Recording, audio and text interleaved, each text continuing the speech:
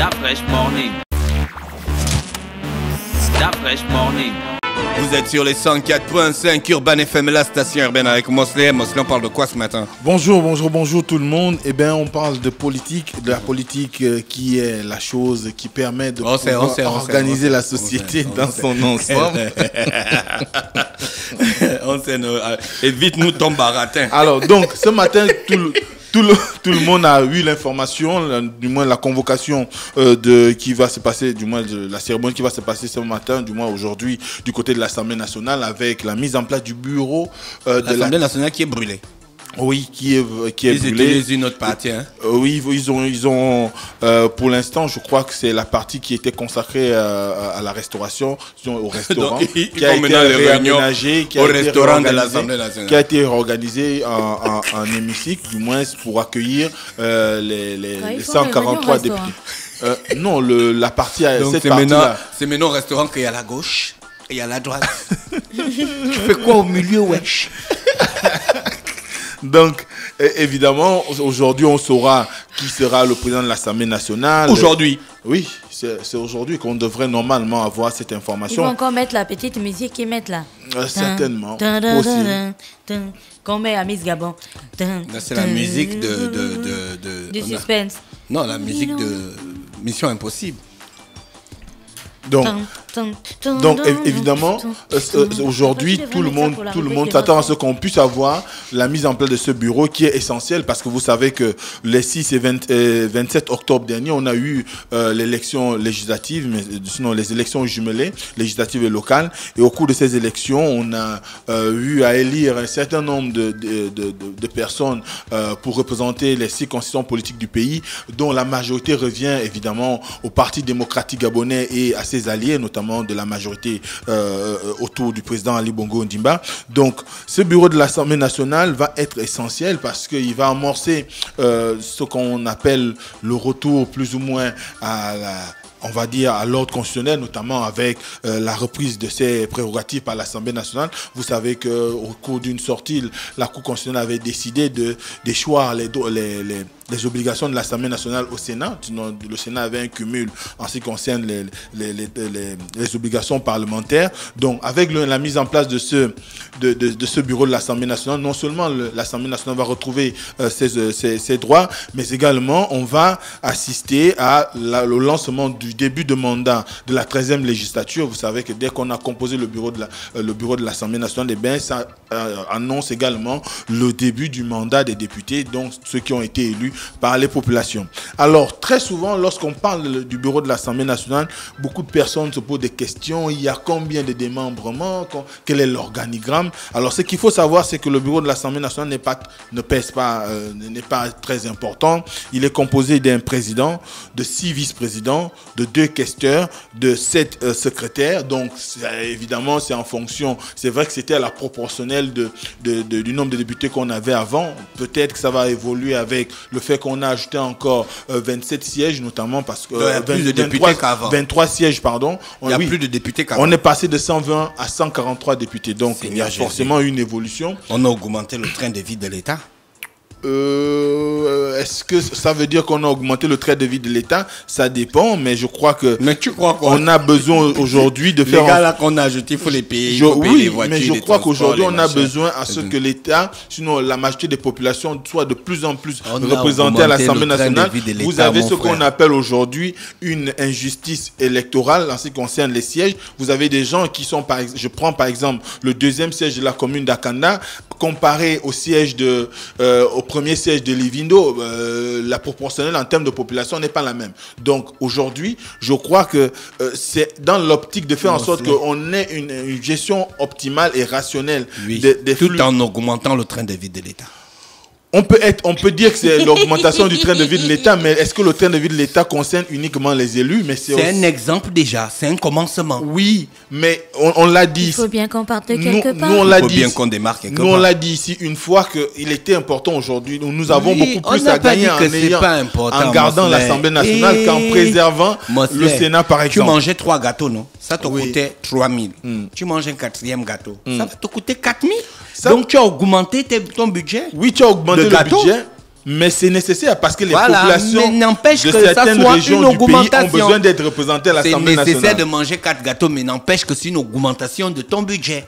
On peut aussi procéder par on va dire la baisse du traitement des députés. D'ailleurs, ça avait été envisagé lorsqu'on a décidé de faire en sorte que l'ensemble des communes de l'État ou encore des fonctionnaires de la République puissent connaître une baisse de 20%, 10% et 15% sur leurs émoluments. Grand défenseur de l'État. Je ne suis pas grand défenseur de l'État. Je dis ce qui a été préconisé par les pouvoirs publics pour faire en sorte que ce problème ne se pose pas. Et vous savez qu'aujourd'hui, le Gabon est pratiquement sous tutelle du FMI parce que nous sommes suivis. J'ai dit pratiquement, j'ai pas dit totalement.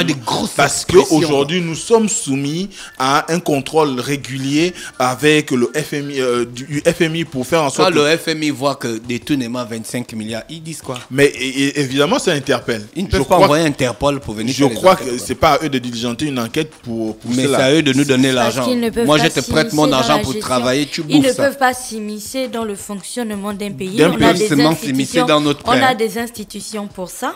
Par contre, étant donné qu'ils donnent leur argent, ils ont aussi un droit de regard sur ce qu'on en fait. Bien sûr. Je pense que c'est pour ça qu'ils contrôlent. Exactement. Donc, dès cet instant, on a un suivi qui est fait et l'Assemblée nationale qui va se constituer. Et vous savez que ce matin, les gens peuvent lire à la une de l'Union qu'il y a 3 prétendants pour le perchoir de l'Assemblée nationale et tout le monde sait que ce ne sont pas des gens de moindre calibre. Vous avez Faustin Boukoubi qui est un élu de la région de Pana. Vous avez Emmanuel Isoden Ngoné, l'actuel Premier ministre, qui certainement va déposer sa démission dans quelques heures ou dans quelques jours. Mais également... Il n'avait pas déjà déposé? Non, que je sache, non.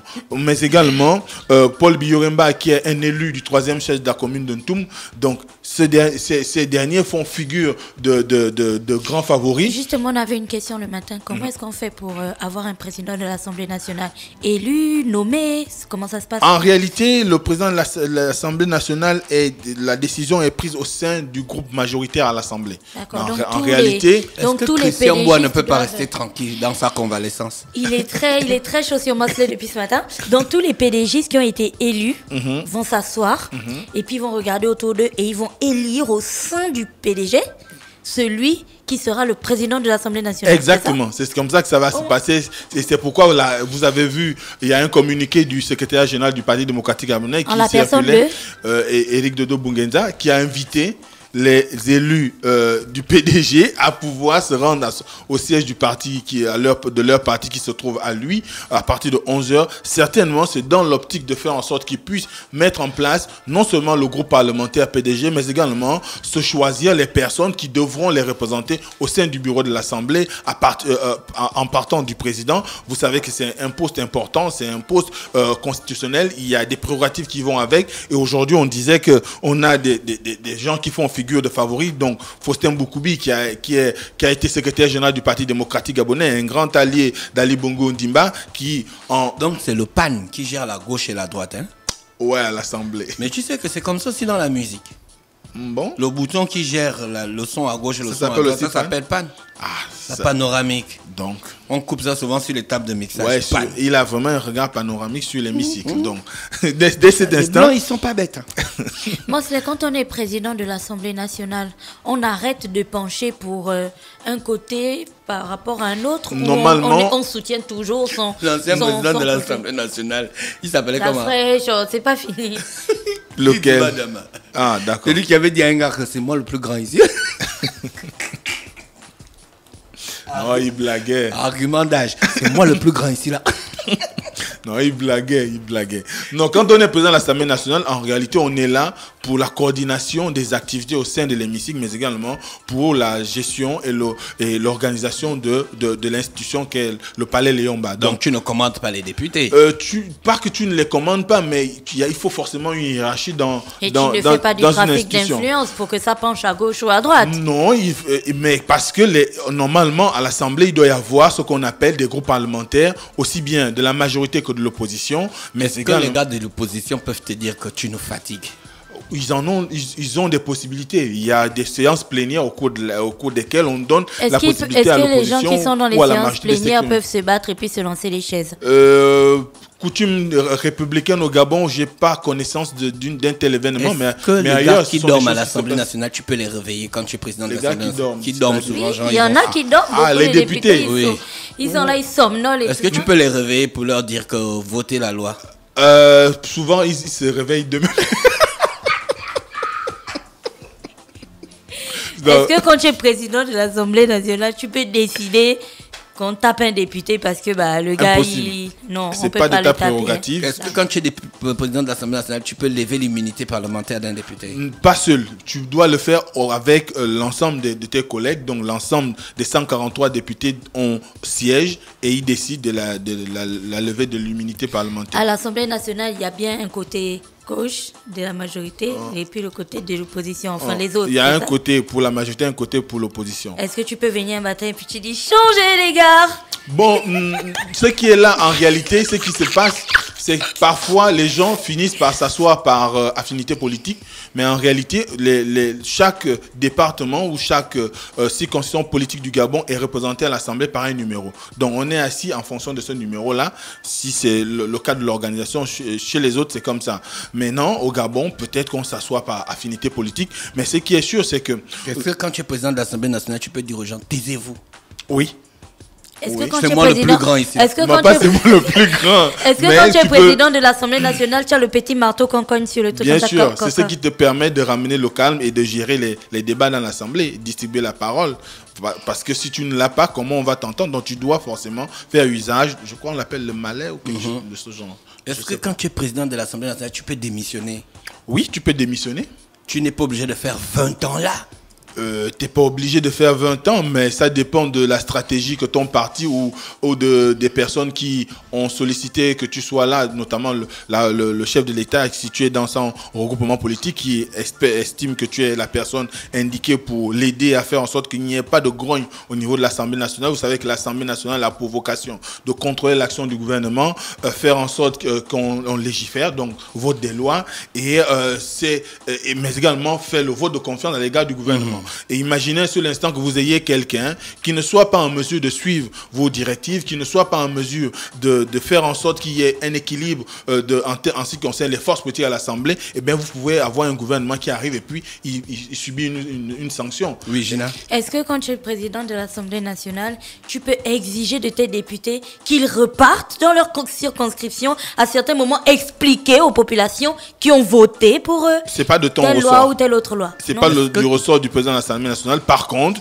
c'est du ressort des présidents des groupes parlementaires et de leur formation politique, parce que le groupe parlementaire est la coloration, du moins est le porte-voix de la formation politique au sein de l'Assemblée nationale. Dès cet instant, les instances supérieures ou bien les instances hiérarchiques de votre formation politique donnent instruction au président du groupe parlementaire qui vient reporter l'information auprès du collège des députés de son groupe parlementaire pour faire en sorte que ces derniers comprennent les besoins qui sont ceux du parti aujourd'hui. Par exemple, on a besoin de mener une campagne auprès des populations, il faudrait que les députés participent. Et bien, il dit à ses collègues députés de son groupe parlementaire que voilà les directives du parti, nous devons repartir dans nos circonscriptions pour partager une information X ou Y en fonction de la décision prise par le chef de l'État qui est de notre formation. Et voilà. Donc, c'est comme ça que tu es président de l'Assemblée nationale, tu peux voler l'argent de l'Assemblée nationale? En principe, non, parce que c'est une question de probité. Et si tu voles l'argent de l'Assemblée nationale, est-ce qu'on peut te mettre en prison? On peut te mettre en prison, cela dépend de comment on diligente l'enquête, quels sont les rouages, qui a la possibilité de faire en sorte qu'il y ait la levée de ton immunité parlementaire, parce que là aussi, ça devrait être un consensus des députés. Les députés, dans leur collège, doivent être convoqués pour décider entre guise de te lâcher. Donc, s'ils te lâchent, là, tu peux être soumis à des poursuites judiciaires. Est-ce que si tu es président de l'Assemblée nationale, tu dois être forcément du parti majoritaire à l'Assemblée nationale? Si c'est oui. Oui, dans le cadre de la Constitution du Gabon, oui, c'est le parti majoritaire qui préside à la destinée de l'Assemblée nationale et du gouvernement. Ma dernière question, en gros, à quoi ressemble une journée type d'un président de l'Assemblée nationale? Attends que je m'explique, étant donné qu'il n'y a pas, est-ce qu'il y a des sessions parlementaires tous les jours? Et sinon, étant donné qu'il n'y a pas de session parlementaire tous les jours, quand il n'est pas en session parlementaire, qu'est-ce qu'il fait? Le Parlement ou l'Assemblée nationale, de façon générale, a 2 sessions ordinaires. Il y a en début d'année et en fin d'année. Donc, ensuite, il y a des sessions extraordinaires. Il peut aussi y avoir la convocation du Congrès par le chef de l'État, par exemple. Mais de façon au quotidien, on va dire au quotidien, le président de l'Assemblée nationale se rend au bureau comme tout le monde parce que c'est un administratif après. Et il doit gérer le fonctionnement normal de cette institution, faire en sorte qu'il n'y ait pas de problème d'administration ou X ou Y. Il doit veiller à ce que l'institution soit toujours bien huilée. En tant que citoyenne, est-ce que je peux rencontrer le président de l'Assemblée nationale? Vous pouvez rencontrer tout élu national.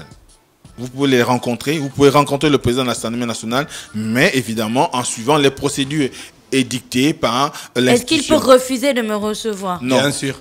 Non. Ah bon, Si refuse, normalement. Est-ce que quand tu es président de l'Assemblée nationale, tu peux décider d'installer les députés dans la cuisine de l'Assemblée nationale? Non.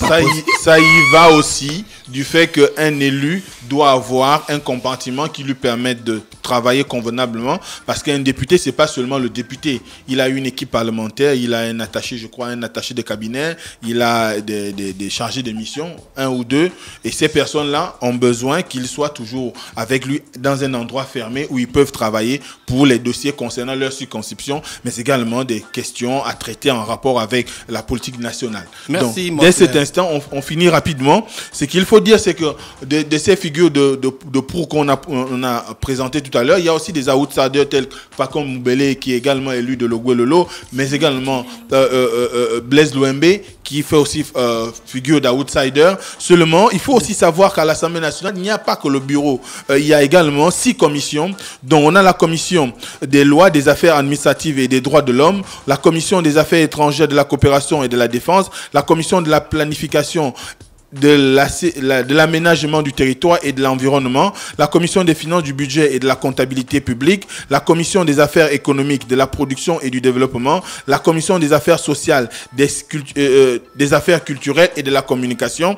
Et chacune de ces commissions est composée d'un président, des vice-présidents et des rapporteurs.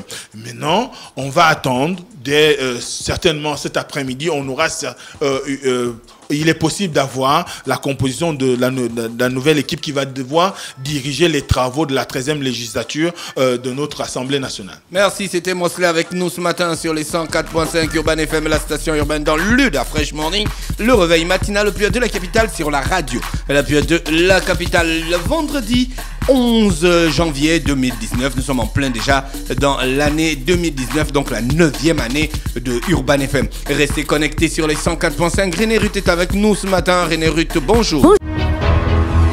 Urban FM et les forces de police nationales s'associent et vous offrent Urban Trafic, le programme qui vous fait le point à 7h, 8h, 10h, 12h30, 16h, 17h et 18h sur le trafic routier au quotidien sur Libreville, Akanda, Ovendo et Ntoum. Urban FM 104.5.